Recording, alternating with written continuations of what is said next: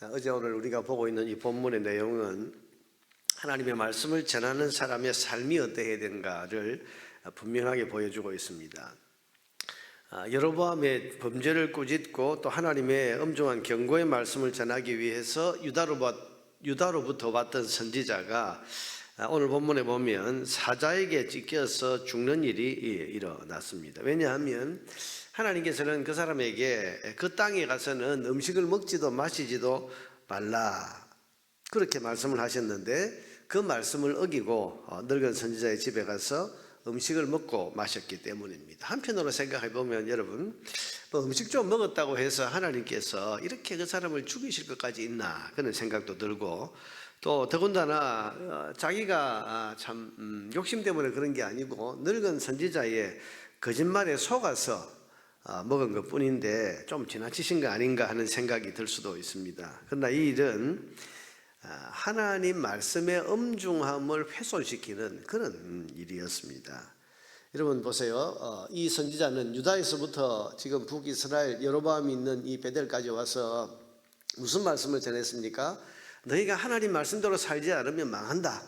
하나님 말씀대로 살지 않으면 그래서 하나님 말씀을 어기고 우상을 섬기면 하나님이 진노하셔서 심판하신다. 이 메시지를 전하기 위해서 지금 유다에서부터 이 여로보암이 있는 베델까지 왔는데 말씀대로 살지 않으면 망한다고 깨우치러 온 이 선지자가 정작 자기 자신은 하나님 말씀을 그대로 어기는 그런 행위를 한 것입니다. 여러분 그렇다면 자기가 전한 하나님 말씀의 권위와 진실함을 어떻게 드러낼 수가 있겠습니까? 자기는 말씀대로 살지 않으면서 남을 향해서는 말씀대로 살지 않는다고 꾸짖는다면 여러분 그 말을 누가 받아들이고 누가 믿을 수 있겠습니까? 또 말씀대로 살지 않으면 하나님의 진노와 심판이 있다 이렇게 선포한 사람이 자기는 버젓이 그 말씀을 어기고 있다면 하나님의 진노와 심판이 있다는 사실을 누가 믿어주겠습니까? 그렇기 때문에 이스라엘이 전했던 바로 그 말씀을 이 사람이 가지고 와서 전했기 때문에 이 선지자가 하나님의 말씀을 어겼을 때 하나님께서 그를 징계하시고 심판하신 것입니다. 생각해 보세요. 말씀대로 살지 않으면 심판이 있다 이런 메시지를 전하는 사람이 자기는 하나님 말씀을 어기고 음식을 먹고 마신다. 자, 이런 보세요. 그런데 그랬을 때 이 사람, 그 말씀을 전하러 왔던 이 사람이 하나님 말씀을 어겼을 때 그 사람이 사자에게 찢겨서 죽어버렸다. 이 사실을 이런 북이스라엘 사람들이 보았을 때 이것이 얼마나 두려운 메시지가 됐겠습니까? 하나님 말씀을 어기니까 하나님 말씀대로 살지 않으니까 저 선지자조차도 저렇게 하나님 심판하시는구나. 그 모습을 보면 자기들에게 전했던 그 하나님의 말씀, 이 말씀이 얼마나 엄중하고 두려운 것인가 하는 것을 깨닫게 되지 않겠습니까? 어떤 면에서 이 선지자의 죽음은 하나님 말씀이 얼마나 엄중한가, 하나님 말씀대로 산다는 것이 얼마나 이 생사를 가름할 만한 중요한 일인가 하는 것을 깨우치는 또 다른 메시지가 되는 것입니다. 자, 여러분 말씀을 전하는 사람은 자신이 먼저 그 말씀대로 살아야 됩니다. 말씀을 가르치고 말씀을 전하고 교훈하는 사람은 자신이 먼저 그 말씀을 엄중히 여기고 자신이 먼저 그 말씀에 순종하는 삶을 살기 위해서 노력해야 됩니다. 여러분 그래야 하나님 말씀이 훼손되지 않습니다.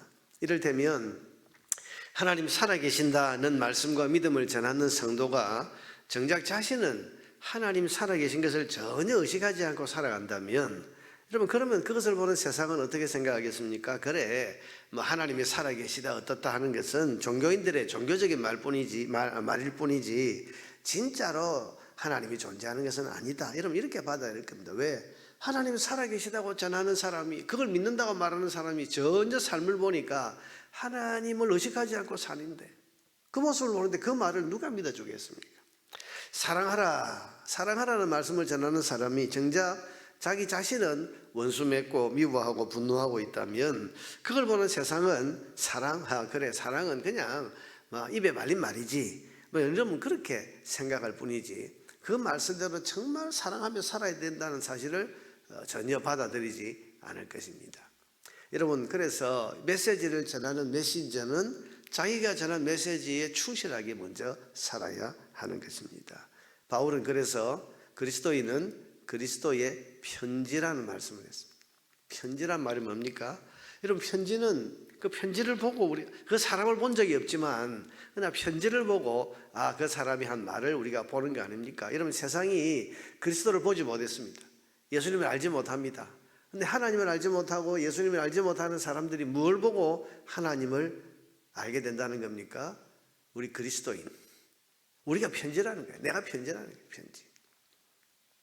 세상은 우리를 통해 그리스도를 보게 된다는 그런 뜻입니다. 그리스도를 만나보지 못한 사람들은 그리스도를 만난 사람들의 삶을 통해서 그리스도를 보게 되는 것입니다. 여러분, 내 삶이 그리스도의 편지라는 사실을 늘 잊지 말고 살아야 됩니다. 우리가 함께 예수 믿는 사람들끼리 우리가 모여 살 때에는 사실은 잘 모르지만, 그러나 우리가 삶의 현장에서 믿지 않는 사람들, 하나님을 알지 못하는 사람들 가운데 살 때에는 모든 사람들이 우리를 통해서 하나님을 읽게 되고 우리를 통해서 그리스도를 읽게 되는 겁니다. 저 사람이 아무도 보지 않는데 저렇게 정직하게 저렇게 바르게 사는 거 보니까 하나님 살아계시는다는 것을, 저 사람 정말 믿는구나. 뭔가 하나님 계시는 것 같다. 뭐 아무 대가도 바라지 아니하고 사랑을 행하고 긍휼을 베풀고 섬기고 이런 모습을 보면 저 사람은 자기 이익도 없는데, 우리는 이익 때문에 이렇게 뭐 하지만 저 사람은 아무 이익도 없는데 어떻게 저런 삶을 살까? 그러면서 저 사람이 섬기는 예수님이 사랑이시고 사랑하라고 말씀하셨으니 저 사람은 아무 이익이 없어도 그 말씀에 순종해서 이렇게 사는구나. 그걸 보면서 예수님은 사랑이구나, 사랑하라고 말씀하셨구나. 우리를 보고 읽는 겁니다. 우리 삶을 보고. 오늘 이 선지자는 자기가 본이든 본이가 아니든 하나님 말씀을 전하러 왔던 사람이 자기가 말씀을 어기는 것을 통해서 하나님 말씀을 훼손시키는, 그래서 그 북이스라엘에 선포된 그 말씀의 권위를 약화시키는 그런 행동을 저질렀습니다. 그런데 하나님 말씀은 엄중한 것이기 때문에 그 말씀의 권위, 북이스라엘에 선포된 그 하나님의 말씀이 진실하다는 것을 드러내기 위해서 그는 하나님의 심판을 받아 죽임을 당했고, 그래서 그것은 그 북이스라엘의 큰 메시지가 되었습니다. 비록 오늘 보면 끝에 보면 여로보암은 그걸 보고도 하나님 말씀 다시 돌이키지 않고 여전히 죄를 행하는, 악을 행하는, 그래서 망하는 길로 가버리긴 했지만, 그러나 그 메시지는 살아있는 거죠. 하나님 말씀은 엄중하다. 말씀대로 살지 않으면 망한다. 말씀대로 돌아와야 그래야 산다. 망하지 않는다. 여러분, 그 메시지가 북이스라엘에 그대로 남아있게 되는 것입니다. 여러분, 오늘 하루를 살면서 내 삶이 그리스도의 편지가 된다는 사실을 꼭 기억하고, 내 삶을 통해서 세상이 그리스도를 읽게 하고, 내 삶을 통해서 우리가 믿고 전하는 하나님 말씀이 진실이고 진리인 것을 드러내는 그런 삶을 살기 위해서 최선을 다하는 우리 모두가 되기를 주의 이름으로 축원합니다.